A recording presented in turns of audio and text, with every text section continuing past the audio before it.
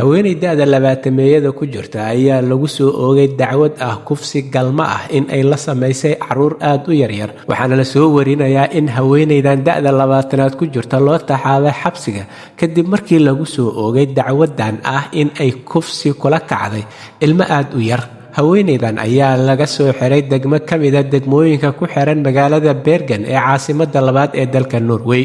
booliiska ayaa warbixinta dacwada kiiska haweeneydan la soo gaarsiiyay waxa ayna sheegtay qareenka booliiska Katharina Shelkerab in haweeneydani ay soo qabteen oo ay xabsiga u soo taxaabeen kadib markii lagu soo oogay dacwadan ama kiiskan ah kufsiga ilmaha yar haweeneydan ayaa lagu soo eedeeyay dacwad ah in ay kufsi kula kacisay ilmo aad u da'yar qareenka booliiska ayaa waxa ay intaa ku daraysaa in xiriirkan galmada ah oo ay haweeneydan la sameeysay ilmaha yar uu ahaa mid soo tixnaa muddo sanado ah waxa ayna intaa ku dartay in kiiskan dacwada kufsiga ilmaha yar ah ee haweeneydan 20 lagu soo oogay uu yahay mid khuseeyo hal ilmo ah mar wax laga weydiiyay qareenka booliiska in ay faahfaahin ka bixiso xiriirka ka dhaxeeya haweeneydan iyo ilmahan yar ee ay kufsiga kula kacisay dhowrka sano ayaa waxa ay sheegtay qareenka booliiska in ay arintaasi ka gaabsanayso oo aysan doonayn in ay hadda ka hadasho ama faahfaahin ka bixiso xiriirka kala dhaxeeya haweeneydan ilmaha yar ee ay muddada sanooyinka soo kufsanaysay